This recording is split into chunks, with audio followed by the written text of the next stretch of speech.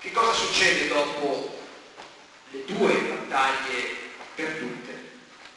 Che attraverso degli accordi, sono accordi ovviamente che intervengono dopo l'armistizio di Cormons, che viene firmato a Cormons, l'Austria cede il Veneto alla Francia e Napoleone III, imperatore francese, si impegna a cedere il Veneto all'Italia, però solo dopo un plebiscito, cioè solo dopo un voto popolare. E questo ovviamente indispettisce sia il governo italiano sia i patrioti veneti che erano fuoriusciti. Allora, dopo la battaglia di Custozza, dopo la battaglia di Nissa e soprattutto dopo l'armistizio di Cormons, praticamente tutte le città venete erano state abbandonate dagli austriaci, a cominciare da Venezia.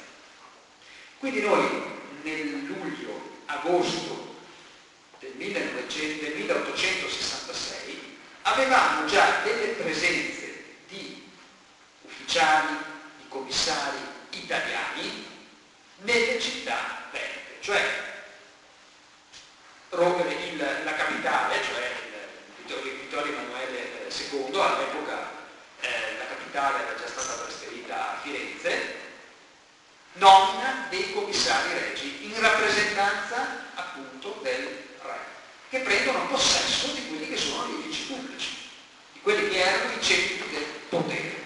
Quindi Palazzo Ducale arriva commissario per la provincia di Venezia, la stessa cosa succede a Treviso, succede a Padova e via dicendo. Quindi questo passaggio di consegne c'è già stato, cioè noi assistiamo ad una fase in cui l'Italia, comunque i commissari regi, sono già presenti in Veneto, da Mantova fino a Udine, però il Veneto di fatto è stato ceduto alla Francia. Ed è per questo che sia il governo italiano sia i veneti, che ovviamente dovrebbero essere a pieno titolo inseriti nel Regno d'Italia, si lamentano di questo ulteriore adempimento formale, ma fino a un certo punto, che è il plebiscito. Napoleone III su questo è molto fermo. I veneti devono esprimersi attraverso un plebiscito. Quindi il passaggio deve essere in qualche modo ratificato dopo il plebiscito. Nel frattempo ovviamente gli ambasciatori, la diplomazia lavorano, tra l'agosto, settembre, i primi giorni di ottobre, e il 1° ottobre del 1866 Vittorio Emanuele II fa un altro atto molto importante, nomina dei senatori veneti, cioè prende alcune, sono quasi una decina, di personalità del Veneto e li fa senatori. Sapete che il Senato una volta era di nomina reggia, no? Quindi prende delle figure autorevoli dal punto di vista politico, ovviamente chi prende? Prende delle figure che sicuramente erano filo-italiane, non prende delle figure filo-austriacane, non prende delle figure moderate, non certamente delle figure vicine agli ambienti repubblicani o agli ambienti mazziniani, prende delle figure affidabili, quelle che anche rimanendo in Veneto durante il periodo, la terza dominazione austriaca, tutto sommato anche loro tifavano per l'arrivo degli italiani. Quindi c'era, oltre agli esuli di cui vi ho detto che se ne erano andati, quelli che erano rimasti come classe dirigente, mica tutti erano filo-austriaci. Alcuni ovviamente tifavano per l'arrivo degli italiani e quindi tutto sommato l'arrivo dell'Italia e la fine del dominio della dominazione austriaca non era stata vista in maniera del tutto negativa. La cessione del Veneto di fatto dal punto di vista formale avviene 2 giorni prima del plebiscito, il 19 ottobre del 1866. Il passaggio è dalla Francia all'Italia attraverso una firma che viene fatta in una una camera d'albergo della Europa di Venezia. Non c'è nessuna solennità in questa cerimonia, si aspetta l'esito del plebiscito, quel plebiscito che si tiene in 2 giornate, 21 e 22 di ottobre, e sostanzialmente il plebiscito consisteva nell'indicare con un sì o con un no se i veneti erano favorevoli all'unione appunto delle province venete al Regno d'Italia. La formula era questa: dichiariamo la nostra unione al Regno d'Italia sotto il governo monarchico costituzionale del re Vittorio Emanuele II e dei suoi successori. Sì? No? Allora, qual è il problema rispetto al plebiscito? E perché poi si è parlato di truffa, di plebiscito truffa, di ovviamente un voto bulgaro, praticamente più del 99% dei voti favorevoli all'annessione. A votare i votanti sono per il sì 641.758, per il no 69, i voti nulli sono 279. Quanti potevano andare a votare intanto? Chi è che poteva votare? Votavano tutti i maschi, quindi uomini, suffragio universale però solamente maschile, come era avvenuto con gli altri plebisciti, come era avvenuto con l'Italia centrale, come era avvenuto con i ducati, come era avvenuto anche con la Sicilia e con le province di Napoli. Quindi la maggiore età era 21 anni e su una popolazione di circa 2.600.000 abitanti, ma togliamo le donne, togliamo quelli che avevano meno di 21 anni, insomma più del 75% dei veneti, degli adepti di diritto, va a votare e vota per il sì. Allora perché poi si è parlato di plebiscito truffa? Allora qui c'è un problema molto serio. Il problema è questo: noi confondiamo, cioè noi, non io, ma alcuni confondono il referendum con il plebiscito. Durante l'Ottocento voi non troverete mai un referendum. Il referendum è quello per cui andiamo a votare per qualche settimana. Il referendum è quello monarchia o repubblica del 2 giugno del 1946. Cioè nel referendum si risponde con un sì o con un no rispetto a una domanda, e rispetto a questa domanda sia il sì sia il no sono legittimi. Cioè, prendiamo il 1946.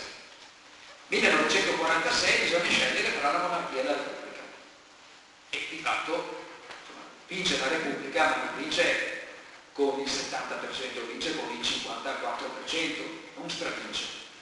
Quindi se avesse vinto la monarchia sarebbe stato, ovviamente, nessuno si sarebbe stupito della vittoria della monarchia. Poi potremmo parlarne, ma di fatto il peso del sì e del no erano equivalenti. La stessa cosa succede con i nostri referendum, con i referendum quelli abrogativi e con i referendum quelli come quello del prossimo 4 dicembre. Il plebiscito invece è un'altra cosa.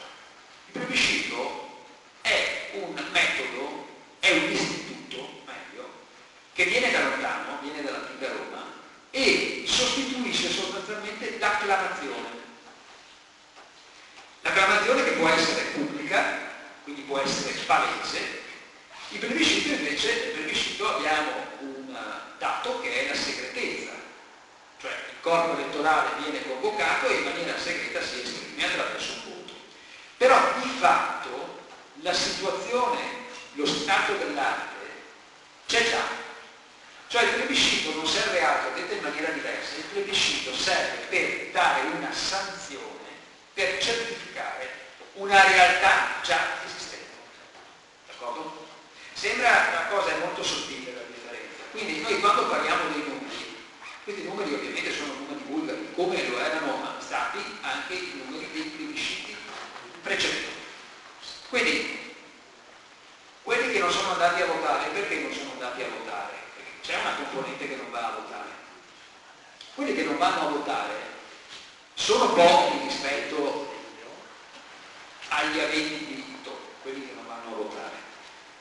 Se guardiamo anche negli altri plebisciti, quelli del 59, del 60, succede la stessa cosa, e la stessa cosa anche per il plebiscito che si terrà nell'ottobre del 1870 per Roma, per la provincia, per il Lazio e per la provincia di Roma. Ecco, perché non vanno a votare? Perché non vogliono dare una sanzione attraverso il loro voto a quella che loro ritengono una cosa illegittima. Sanno ovviamente che perdono, sanno ovviamente che si conteranno. Mi ricorda, diciamo, questo atteggiamento mi ricorda quelle assemblee di alcuni partiti dove le minoranze non partecipano alle votazioni. Perché? Perché altrimenti si conterebbero. E se una minoranza che è fatta di 4 persone vota di fronte a una maggioranza che ne ha 80, per tutti è palese che quelli sono 4 gatti. La stessa cosa succede per il referendum, per il plebiscito del 1866. C'è una minoranza che è ostile, ma è ostile al concetto stesso di plebiscito. E essere ostile al plebiscito significa essere ostile al fatto che ormai il Veneto di fatto è Italia. Cioè noi abbiamo una realtà che è già quella. Abbiamo già l'occupazione di tutte le province dal punto di vista civile, quindi sono già arrivate le autorità civili attraverso i commissari legge, sono già arrivate le autorità militari, l'ordine pubblico viene gestito dalla polizia, viene gestito dai regi carabinieri già a partire dall'agosto-settembre del 1866. A tenere il plebiscito ovviamente non sono i caschi blu delle Nazioni Unite, non sono i francesi a tenere il plebiscito, sono autorità civili italiane. Quindi la situazione sul campo già c'è. Sarebbe superfluo il plebiscito, ma perché nel 1866 il governo non lo vuole questo plebiscito? Perché lo ritiene ovviamente superfluo. Perché invece i governi nel 1860 lo volevano? Perché volevano in qualche modo dare una conferma numerica, schiacciante, di quanto forte fosse l'adesione di quelle popolazioni al Regno d'Italia, al futuro Regno d'Italia. D'accordo? Non so se è chiara la cosa. Nel 1866 era chiaro che il risultato sarebbe stato il medesimo, sarebbe stato comunque schiacciante, ma il governo dice: ma perché dobbiamo fare tutto questo ping-pong, questa triangolazione tra l'Austria, la Prussia, la Francia e l'Italia? Tanto vale già, visto che abbiamo già occupato quelli che sono i centri nevralgici, che abbiamo già occupato dal punto di vista civile, dal punto di vista militare, nonostante le sconfitte, perché poi qualcuno anche ha da ridire sul fatto che ci sia un passaggio in virtù tra teste coronate o un passaggio tra stati. Da che mondo al mondo succede così. Ci sono delle conquiste militari, ci sono delle annessioni. Se vogliamo andare indietro possiamo mettere in discussione tutto.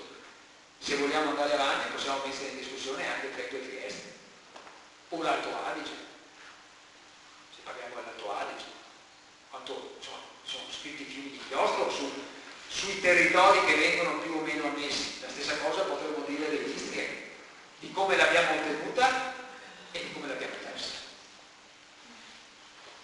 Le cose vanno così, ci sono le guerre, ci sono i trattati e la politica ovviamente e la diplomazia spesso contano più del voto della volontà popolare.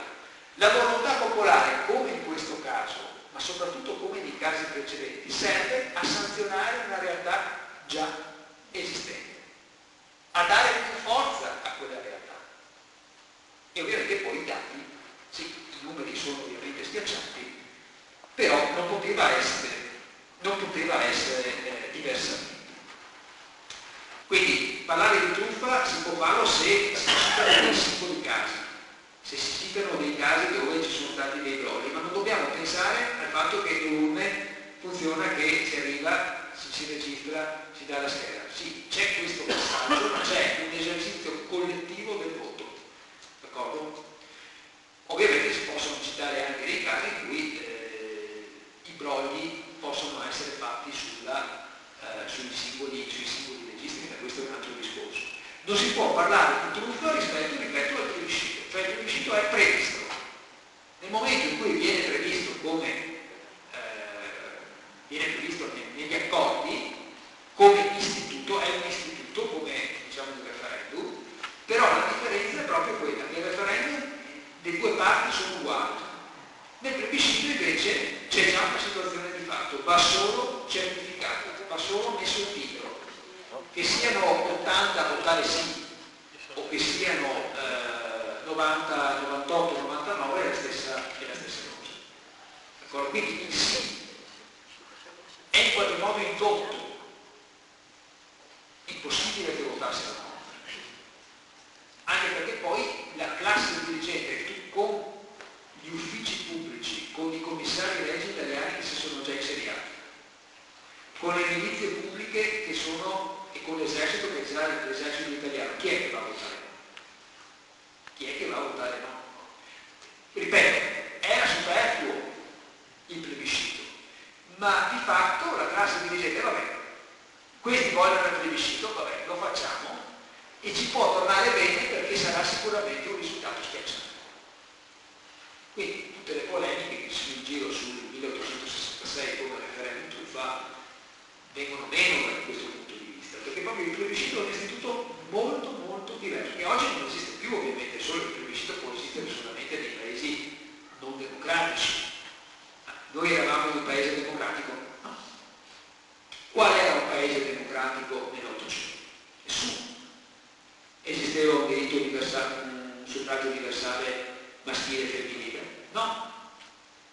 E eravamo comunque, l'altra cosa da dire, abbiamo fatto cose peggiori, ripeto, dopo la seconda guerra mondiale ci sono stati dei paesi che hanno perso le guerre dove c'è stata una sospensione praticamente della democrazia. Pensiamo alla Germania, pensiamo al Giappone. Cioè la Costituzione giapponese è stata scritta da due ufficiali americani sopra una portaerei ed è stata ratificata in un giorno da quello che poteva essere il Parlamento giapponese. Noi abbiamo avuto una storia diversa con la Costituente, ma ci sono dei casi in cui le appendici praticamente